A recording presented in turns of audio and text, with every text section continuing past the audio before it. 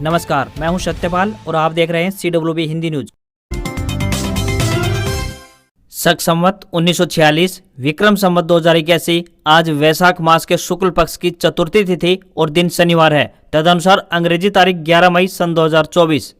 इसके अलावा आज यानी 11 मई को वैनायकी श्री गणेश चतुर्थी है। सबसे पहले आज के मुख्य समाचार। दिल्ली पुलिस SI भर्ती में बढ़े पद, अभ्यर्थियों की संख्या में हुई कमी, 3 साल में सबसे कम दावेदार। हरियाणा में 25 मई को सार्वजनिक अवकाश की हुई घोषणा, इन सबको मिलेगी पेड लीव। केंद्र सरकार के लाखों पेंशनर्स को बड़ी राहत मिली, अब चंद सेकंड में सामने होंगी ये नई जानकारियां। फतेहाबाद में किसानों की महापंचायत हुई, बीजेपी के विरोध का ऐलान हुआ, DC से मिलकर समस्याओं के समाधान की मांग की। हरियाणा में रेल यात्रियों के लिए एक जरूरी खबर, 12 व 13 मई को इन ट्रेनों का संचालन रहेगा प्रभावित, बताएंगे पूरी update. Army public school jobs update. Army public school Ambala में आई विभिन्न पदों पर भर्ती, बताएंगे पूरी खबर। 3873 ट्रेनें प्रभावित, 1550 रद्द, तो शंभू बॉर्डर पर बनेगा पक्का मंच, एक साथ बैठेंगे सैकड़ों किसान। दिल्ली एम्स में नकद भुगतान पर पूरी तरह से रोक लगी, 100% डिजिटल पेमेंट सिस्टम हुआ लागू। सरकारी नौकरी update. Bhabha atomic research centre में ड्राइवर के पदों पर निकली भर्ती, एज लिमिट 65 वर्ष, इंटरव्यू से होगा सीधा सिलेक्शन। हरियाणा में JJP उम्मीदवारों के काफिले पर हमला, एस्कॉर्ट गाड़ी तोड़ी गई। दुष्यंत चौटाला बोले पुलिस से मदद मांगी तो थाने आने को कहा। केजरीवाल 39 दिन बाद तिहाड़ जेल से बाहर आए, कहा देश को तानाशाही से बचाना है, मैं इससे लड़ रहा हूं, 1 जून तक जमानत मिली। और गुजरात टाइटंस ने इंडियन प्रीमियर लीग यानी IPL 2024 के 59वें मैच में चेन्नई सुपर किंग्स को 35 रनों से हराया। सुदर्शन शुभमन की सेंचुरी लगी, तो वहीं गिल ने IPL का 100वां शतक लगाया। और अब खबरें विस्तार से। हरियाणा में मौसम लगातार परिवर्तनशील बना हुआ है। हरियाणा में दोपहर बाद मौसम में बदलाव आया, कई जगह बारिश, ओलावृष्टि व तेज आंधी से नुकसान पहुंचा है। मौसम विभाग द्वारा जारी पूर्वानुमान के अनुसार माने तो प्रदेश के कई इलाकों में तेज हवाएं चलने और गरज चमक के साथ बूंदाबांदी या फिर हल्की बारिश की संभावना व्यक्त की गई है। इससे लोगों को झुलसती गर्मी से जरूर राहत मिलेगी। शुक्रवार को दोपहर बाद प्रदेश के पश्चिमी व दक्षिणी जिलों सिरसा, हिसार, भिवानी, चरखी दादरी व महेंद्रगढ़ में मौसम में अचानक बदलाव आया और यहाँ तेज गति से धूल भरी आंधी और हल्की बारिश की गतिविधियों को दर्ज किया गया। पानीपत के मतलोडा और दक्षिण हरियाणा के नारनौल क्षेत्र के नांगल चौधरी में कुछ स्थानों पर ओलावृष्टि दर्ज की गई है, तो वहीं पश्चिमी विक्षोभ के आंशिक प्रभाव के कारण 12 मई तक हवाएं चलने व गरज चमक के साथ कहीं कहीं बूंदाबांदी और छिटपुट हल्की बारिश होने की संभावना जताई गई है। देर रात धूल भरी आंधी चलने से मौसम में बदलाव देखा गया। मौसम वैज्ञानिकों के अनुसार 10 मई की रात से अगले 4 दिन तक हरियाणा में बारिश हो सकती है, यानी 11, 12 और 13 मई को प्रदेश के कई शहरों में बारिश का अनुमान है। ऐसी संभावना बताई गई है कि अगले 4 दिनों तक लोगों को भीषण गर्मी से राहत मिलेगी। अगर आप नौकरी की तलाश कर रहे हैं तो आपको बता दें कि आर्मी पब्लिक स्कूल अंबाला में विभिन्न पदों पर भर्ती की जा रही है। सभी इच्छुक उम्मीदवार इन पदों के लिए अपने आवेदन भेज सकते हैं। आपको बता दें कि इन पदों के लिए महिला व पुरुष दोनों वर्गों के उम्मीदवार आवेदन कर सकते हैं। यह भर्ती एडहॉक आधार पर की जा रही है। आवेदन करने की आखिरी तारीख 18 मई 2024 है। सहायक कंप्यूटर लैब टेक्नीशियन के लिए 12वीं पास व कंप्यूटर विज्ञान में 1 साल का डिप्लोमा व हार्डवेयर या नेटवर्किंग का ज्ञान होना चाहिए। वहीं PGT भर्ती के लिए संबंधित विषय में 50% से मास्टर डिग्री तथा 50% से BEd होना चाहिए। वहीं प्रशिक्षित स्नातक शिक्षक के लिए संबंधित विषय में 50% तथा एग्रीगेट 50% से स्नातक पास तथा 50% से BEd व CTET या TET होना चाहिए। वहीं प्राइमरी टीचर के लिए बात करें तो स्नातक पास 50% तथा BEd या DLED और कम से कम 50% से पास होना चाहिए। वहीं शारीरिक शिक्षा अध्यापक के लिए शारीरिक शिक्षा में 50% सहित स्नातक या BEd व न्यूनतम आयु 18 वर्ष और अधिकतम आयु 40 वर्ष निर्धारित की गई है। इन पदों पर उम्मीदवारों को ऑफलाइन आवेदन भेजने होंगे। हरियाणा में निर्दलीय विधायकों द्वारा समर्थन वापस लेने पर खड़े हुए सियासी संकट के बीच बीजेपी सरकार ने 15 मई को सुबह 11 बजे मंत्रिमंडल की बैठक बुला ली है। सूत्रों के हवाले से मिली जानकारी के अनुसार बता दें कि इस मीटिंग में विधानसभा सत्र बुलाने का ऐलान किया जा सकता है। इसमें CM नायब सिंह सैनी की अगुवाई वाली बीजेपी सरकार बहुमत साबित करेगी। हरियाणा मंत्रिपरिषद की बैठक आगामी 15 मई को सुबह 11 बजे मुख्य सभा कक्ष 4थी मंजिल हरियाणा सिविल सचिवालय चंडीगढ़ में होनी सुनिश्चित हुई है। बैठक की अध्यक्षता मुख्यमंत्री नायब सिंह सैनी द्वारा की जाएगी। वहीं राज्य में प्रमुख विपक्षी दल कांग्रेस पार्टी के नेता पूर्व मुख्यमंत्री भूपेंद्र सिंह हुड्डा ने राज्यपाल को पत्र लिखकर नायब सिंह सैनी सरकार को बर्खास्त करने की मांग की है। उनका कहना है कि सरकार अल्पमत में आ चुकी है और इस समय हरियाणा में राष्ट्रपति शासन लागू होना चाहिए। हरियाणा के जींद के उचाना हलके में प्रचार के लिए गई जननायक जनता पार्टी यानी जेजेपी के हिसार लोकसभा क्षेत्र की प्रत्याशी नैना चौटाला के काफिले पर हमला किया गया है। इस दौरान गाड़ी पर बड़ी ईंट फेंकी गई, जिससे कि गाड़ी के आगे का शीशा टूट गया। यहाँ ग्रामीणों व जेजेपी वर्करों में हाथापाई भी हुई। पार्टी ने महिला वर्करों से दुर्व्यवहार का आरोप लगाया है। वहीं मां नैना के काफिले पर अटैक की खबर मिलते ही पूर्व डिप्टी सीएम दुष्यंत चौटाला भी मौके पर पहुंचे। उन्होंने कहा कि यह हमला कांग्रेसियों ने किया है। दुष्यंत ने बताया कि पथराव के बाद उचाना थाना प्रभारी को मामले से अवगत करवाया गया। तो उन्होंने कहा कि जितने भी कार्यकर्ता हैं सभी थाने आकर रिपोर्ट दर्ज करवाएं। अब डीजीपी से थाना प्रभारी को सस्पेंड करने की मांग की है। वहीं इस मामले में पूर्व सीएम भूपेंद्र सिंह हुड्डा ने कहा है कि लोग उनसे नाराज चल रहे हैं, लेकिन यह तरीका गलत था। इस तरह से रास्ता रोककर हमला नहीं करना चाहिए था। लोगों को रोकना ही है तो लोकसभा में जाने से रोके।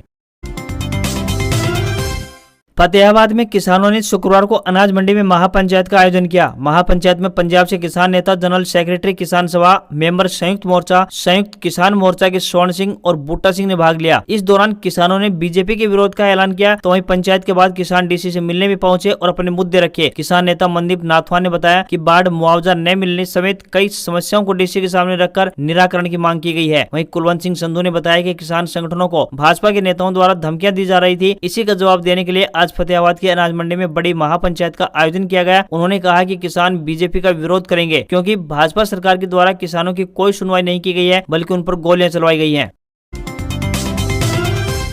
भाभा एटॉमिक रिसर्च सेंटर यानी BARC ने ड्राइवर कैडर के पदों पर भर्ती के लिए आवेदन शुरू किए हैं। उम्मीदवार बार्क की वेबसाइट यानी barc.gov.in के जरिए आवेदन कर सकते हैं। एजुकेशनल क्वालिफिकेशन की बात करें तो सक्षम प्राधिकारी द्वारा जारी लाइट मोटर व्हीकल यानी LMV और हैवी मोटर व्हीकल यानी HMV दोनों के लिए वैलिड ड्राइविंग लाइसेंस होना जरूरी है। आयु सीमा अधिकतम 65 वर्ष निर्धारित की गई है। इंटरव्यू बेसिस पर सिलेक्शन होगा। अपना आवेदन भरकर ऑफलाइन जमा करना होगा। पूर्व मुख्यमंत्री भूपेंद्र सिंह हुड्डा ने कुमारी शैलजा के नामांकन में नहीं आने के सवाल पर चुप्पी तोड़ी है। कांग्रेस कार्यकर्ताओं की बैठक में पहुंचे हुड्डा से जब पूछा गया कि वे कुमारी शैलजा के नामांकन कार्यक्रम में क्यों शामिल नहीं हुए, तो हुड्डा बोले कि कोई बुलाएगा तो वे जरूर जाएंगे। कुमारी शैलजा ने उनको नहीं बुलाया, इसलिए वे नहीं गए। इधर बीरेंद्र सिंह के कांग्रेस उम्मीदवार जयप्रकाश के पक्ष में प्रचार नहीं करने के सवाल पर हुड्डा ने कहा कि यह सवाल तो बीरेंद्र सिंह से ही पूछो कि वह प्रचार क्यों नहीं करने गए। वहीं दिग्विजय चौटाला की जयप्रकाश पर लगाए गए आरोपों पर कहा कि यह इस बारे में नहीं जानते हैं। ऐसी घटिया काम कांग्रेस नहीं करती है। वहीं पूर्व सीएम ने नैना चौटाला के काफिले पर हुए हमले की घटना की निंदा की है। पंजाब के संबू रेलवे स्टेशन के नजदीक रेलवे लाइन पर बैठे किसानों की वजह से रेलवे को आर्थिक नुकसान होने के साथ साथ यात्रियों को भी काफी परेशानी हो रही है। वहीं किसान आंदोलन को शुरू हुए 24 दिन बीत चुके हैं। इससे रेलवे को करोड़ों रुपए का नुकसान हो चुका है। हालांकि अभी इसका आकलन नहीं किया गया है, जबकि 17 अप्रैल से शुरू हुए किसान आंदोलन की वजह से अब तक 3873 ट्रेनों का संचालन प्रभावित हो चुका है। यात्रियों के गुस्से का शिकार रेलवे अधिकारी और कर्मचारी भी हो रहे हैं। संबू रेलवे स्टेशन पर बैठे किसानों की वजह से रेलवे ने आगामी 3 दिन यानी कि 11 से 13 मई तक 200 ट्रेनों के संबंध में सूची जारी कर दी है। इसके तहत 101 ट्रेनों को अलग अलग दिन बदले मार्ग से, तो वहीं 32 को बीच रास्ते रोककर पुनः संचालित और 67 ट्रेनों को पूर्ण तौर पर रद्द रखा गया है। यात्री हेल्पलाइन नंबर 139 यानी 139 पर जानकारी लेने के बाद ही स्टेशन पर आए, ताकि उनकी परेशानी कुछ हद तक कम हो सके। किसानों का कहना है कि जब तक सरकार उनकी मांगों को मान नहीं लेती है, उनका आंदोलन ऐसे ही जारी रहेगा। हरियाणा में भाजपा के लिए बने सियासी संकट के बीच टोहाना से जजपा के विधायक और गठबंधन सरकार में पूर्व मंत्री देवेंद्र सिंह बबली भाजपा के लिए संकट मोचक बनने की तैयारी में है। अल्पमत में आई सरकार के बीच बबली ने जहां जजपा के 2 विधायकों रामनिवास सुरजाखेड़ा और जोगीराम सिंह के पूर्व मुख्यमंत्री मनोहर लाल खट्टर से मुलाकात करा संकट टालने का विश्वास दिलाया है, तो वहीं बबली ने जजपा के अन्य विधायकों को भी भाजपा के पाले में लाने का वायदा किया है। मनोहर लाल की थपकी और आगामी विधानसभा चुनाव में भाजपा के टिकट के आश्वासन पर बबली अब जजपा के रामकुमार गौतम, ईश्वर सिंह और रामकरण काला को सरकार के साथ लाने की कोशिश में जुट गए हैं। देवेंद्र बबली शुक्रवार को टोहाना में भगवान परशुराम जयंती समारोह में शामिल होने के बाद पत्रकारों से बातचीत कर रहे थे। उन्होंने कहा कि यदि विधानसभा में फ्लोर टेस्ट हुआ तो दुष्यंत चौटाला अकेले या फिर उनकी मां नैना चौटाला ही उनके साथ जाएंगे। हरियाणा में रेल यात्रियों के लिए एक जरूरी खबर सामने आ रही है। मिली जानकारी के अनुसार बता दें कि उत्तर पश्चिमी रेलवे के बीकानेर मंडल पर हिसार चूरू रेलवे ट्रैक पर तकनीकी कार्य के चलते नॉन इंटरलॉकिंग का काम किया जा रहा है, जिसके चलते रेल यातायात प्रभावित रहेगा। Train number 04778 Sadalpur Hanumangarh special 12 मई को और train number 04773 Hanumangarh Sadalpur special train 13 मई को रद्द रहेगी। वहीं train number 04744 Ludhiana Churu special 12 मई को लुधियाना से रवाना होकर हिसार स्टेशन तक इस सफर करेगी, यानी ट्रेन हिसार व चूरू के बीच रद्द रहेगी। जबकि train number 04745 Churu Ludhiana special train Churu के स्थान पर हिसार से संचालित की जाएगी। वहीं train number 04352 Hisar Delhi special train 13 मई को हिसार से संचालित होकर हिसार भिवानी रेवाड़ी रूट पर सफर करेगी। वहीं train number 04705 Shri Ganganagar Jaipur special train 12 मई को श्री गंगानगर से रवाना होकर हनुमानगढ़ बीकानेर चूरू सीकर होकर चलेगी। वहीं train number 04789 Rewari Bikaner special train 13 मई को रेवाड़ी से और train number 14892 Hisar Jodhpur express 13 मई को हिसार से अपने निर्धारित समय से 25 मिनट देरी से रवाना होगी। हरियाणा समेत कई राज्यों में चुनावी बिगुल बज चुका है। चुनाव की घोषणा भी हो चुकी है और कई जगह वोटिंग भी पूरी हो चुकी है। इसी क्रम में प्रदेश में भी 25 मई को लोकसभा चुनाव होने सुनिश्चित हुए हैं। आयोग द्वारा आगामी लोकसभा चुनाव के मद्देनजर सारी तैयारियां पूरी कर ली गई हैं। राज्य सरकार द्वारा 25 मई को होने वाले लोकसभा चुनाव के मद्देनजर सार्वजनिक अवकाश की घोषणा कर दी गई है। हरियाणा में जितने भी सरकारी विभाग, कॉर्पोरेशन, शैक्षणिक संस्थान है, उन सभी में 25 मई को अवकाश रहेगा। इसके अतिरिक्त प्रदेश के रजिस्टर्ड वोटर कर्मचारी जो किसी फैक्ट्री, दुकान या फिर प्राइवेट संस्थान में काम कर रहे हैं, उन सभी को पेड लीव की सुविधा दी जाएगी। बता दें कि देश भर में 7 चरणों में लोकसभा चुनाव संपन्न करवाए जाएंगे। इनके नतीजे 4 जून को घोषित होंगे। हरियाणा की 10 लोकसभा सीटों के लिए एक ही चरण में वोटिंग होनी है। इनमें अम्बाला, कुरुक्षेत्र, सिरसा, हिसार, करनाल, सोनीपत, रोहतक, भिवानी, महेंद्रगढ़, गुरुग्राम और फरीदाबाद की सीटें शामिल हैं। कर्मचारी चयन आयोग यानी एसएससी की तरफ से दिल्ली पुलिस और केंद्रीय सशस्त्र पुलिस बल यानी एसएससी, बीएसएफ, सीआरपीएफ, आईटीबीपी व एसएसबी में सब इंस्पेक्टर यानी एएसआई और सीआईएसएफ में असिस्टेंट सब इंस्पेक्टर भर्ती के लिए आवेदन मांगे गए थे। इस भर्ती परीक्षा के लिए देश भर से 7,34,157 अभ्यर्थियों ने आवेदन भेजे हैं। एसएससी की तरफ से 4,001 पदों पर भर्ती के लिए आवेदन मांगे गए थे। इच्छुक आवेदक 31 मार्च तक आवेदन भेज सकते थे। इस प्रकार देखा जाए तो एक पद के लिए 183 दावेदार हैं। इससे पहले चरण की कंप्यूटर आधारित परीक्षा 9 से 13 मई के बीच प्रस्तावित थी, मगर अब लोकसभा चुनाव होने के कारण यह 27 से 29 जून के बीच होगी। हैरानी की बात यह है कि बढ़ती बेरोजगारी के शोर के बीच भी इस भर्ती में पद बढ़ने के बावजूद अभ्यर्थियों की संख्या कम हुई है। आयोग की तरफ से सूचना के अधिकार यानी आरटीआई के तहत उत्तर प्रदेश और बिहार के परीक्षार्थियों को यह जानकारी दी गई है।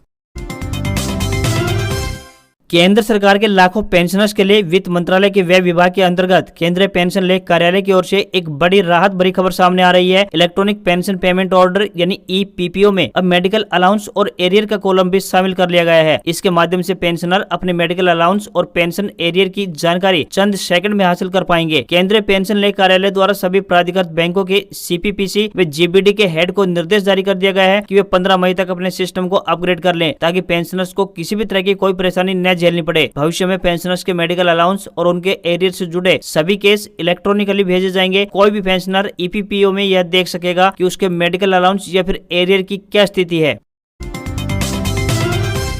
अखिल भारतीय आयुर्विज्ञान संस्थान यानी एम्स नई दिल्ली में एक नया आदेश लागू होने से देश भर से पहुंचने वाले मरीजों को परेशानी झेलनी पड़ सकती है। खास तौर पर वे लोग जिनकी जेब में पैसा तो है लेकिन उनके पास स्मार्टफोन या कार्ड से पेमेंट करने की सुविधा उपलब्ध नहीं है। ऐसे लोगों को एम्स से भूखा भी लौटना पड़ सकता है। AIIMS director professor M Srinivas की ओर से जारी आदेश में कहा गया है कि सभी कैफेटेरिया में अस्पताल स्टाफ, मरीज या अटेंडेंट जो भी खाने पीने की चीजें या फिर खाना खरीदेंगे उसके लिए उन्हें नकद भुगतान की अनुमति नहीं होगी, बल्कि 100% डिजिटल पेमेंट सिस्टम लागू होगा, जिसमें smart card, UPI, credit card, debit card और फोन से पेमेंट हो सकेगी। इसलिए सभी से निवेदन है कि इस सिस्टम को स्वीकार करने और इसे बेहतर अनुभव में तब्दील करें।